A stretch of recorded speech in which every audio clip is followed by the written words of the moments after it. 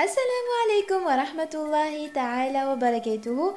أصدقائي، أهلا وسهلا بكم في فيديو جديد، فيديو تحفيزي، فيديو تشجيعي مليء بالأفكار الجميلة.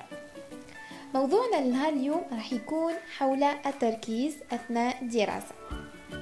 جبت لكم مجموعة من الأفكار اللي راح تساعدكم تكونوا أكثر تركيز وأكثر إبداع أثناء المراجعة.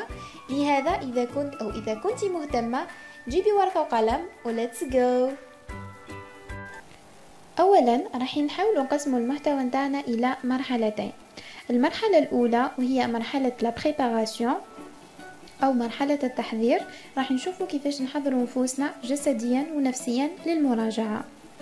والمرحلة الثانية وهي مرحلة لا كونسنتراسيون، هنا راح نشوفوا كيفاش راح نحافظوا على التركيز نتاعنا وقت المراجعة. أول خطوة هي اختيار المكان المناسب. كاين فينا اللي يحب يقرأ في الدار وكاين اللي يحب يقرأ في لا بيبليوتيك.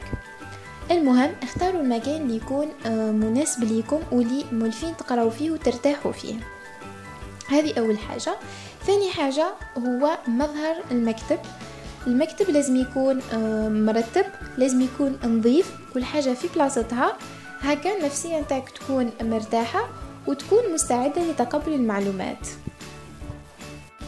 ثالث شيء نحرص على أنه البلاصة اللي نخيرها تكون واسعة سوفيزامون باش تهز لي حوايجي اللي نسحقهم كامل، بما فيه اللابتوب، بما فيه لامبريمونت إذا كنت نحتاج نمبريمي وقت لا ريفيزيون. هكا كل شيء يكون قدامي والحاجة اللي نسحقها نلقاها حذايا، ما نبقاش واقفة نجيب فيها.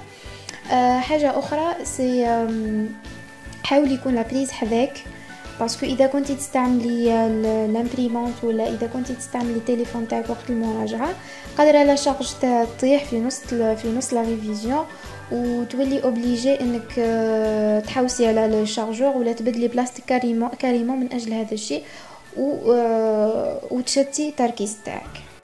نحاول نحرص على انه الجلسه نتاعي تكون مريحه.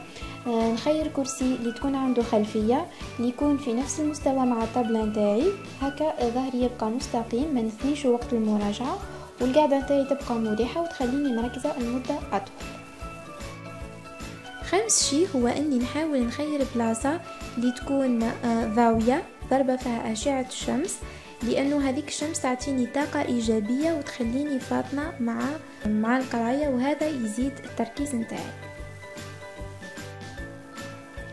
الخطوة الثانية هو أني نحاول نخلق جو للدراسة ولا سكون أبال استادي ريتوال.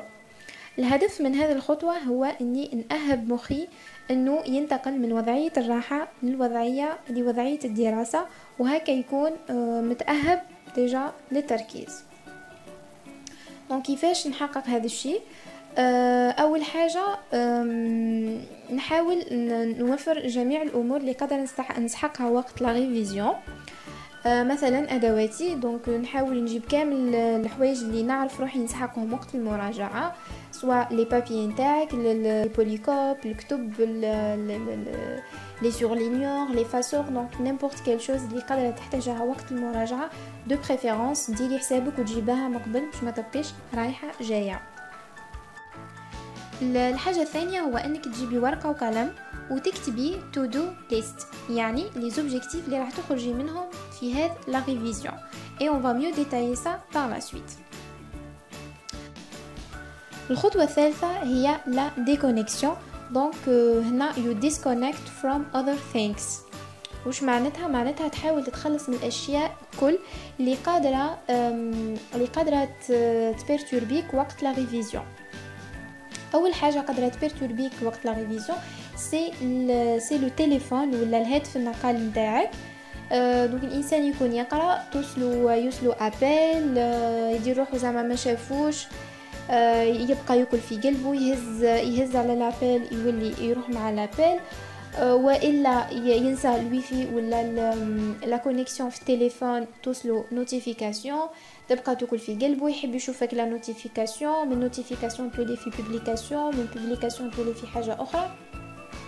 التليفون سي كارثه وقت المراجعه، يعني دو بريفيرونس ما نستعملوش اصلا، دو بريفيرونس نحطوه في سيلونسيو. هذا بالنسبه ليزابيل. وبالنسبه لا كونيكسيون نحو كاريمون الويفي، نحو الواحد نحاولوا ما نستعملوش خلاص الانترنت وقت المراجعه. اذا كنتي مثلا ولا اذا كنت تحتاج لا كونيكسيون وقت المراجعه pour expliquer des choses ولا donc essayez de faire ça avant la révision. حوسوا مثلا فيديو اللي تساعدكم ولا بي دي اف اللي يساعدكم في انكم تفهموا هذيك لا بارتي دو كور. سينو وصلتوا في المراجعه ما فهمتوش حاجه ولا احتجتوا توضيح من الانترنت، تكتبوا في ورقه، تكتبوا ابار في ورقه، بعد ما تكملوا لا ريفيزيون تحوسوا عليه في عقلكم. ونورمال حتى اذا كان رحتوا مع الانترنت سي با غراف باسكو تكونوا ديجا كملتوا لا ريفيزيون. اخر حاجه في مرحله لا بريباراسيون هو انك تو انفورم لي جون اللي معاك في الدار باللي فوالا عندي ريفيزيون. هكا واحد ما يقلقك وقت لا ريفيزيون، واحد ما يعيط لك، واحد ما يبيرتوربيك. et tu finis par fermer la porte et tu seras prêt à la révision. الآن بعد ما نكون وجدت مكاني، بعد ما نكون وجدت نفسي بسيشيكمون اي فيزيكمون، جا وقت لا ريفيزيون. دونك هنا كيفاش راح نحافظ على التركيز نتاعي وقت المراجعة. هنا je vous propose une technique qui s'appelle Pomodoro technique ou la technique de Pomodoro. Donc c'est une technique ancienne, قديمة معروفة من قبل، mais elle est très efficace et personnellement نمشي بها و ça marche très très bien. pour les gens اللي ما يعرفوهاش، donc Pomodoro معناتها pomme بالإيطالية parce que اكتشفها un italien في les années 80.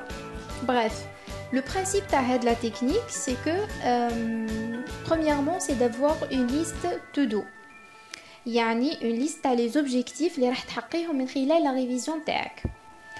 Après, نهز les objectifs نتاعي ونوزعهم على 4 sessions de 25 minutes.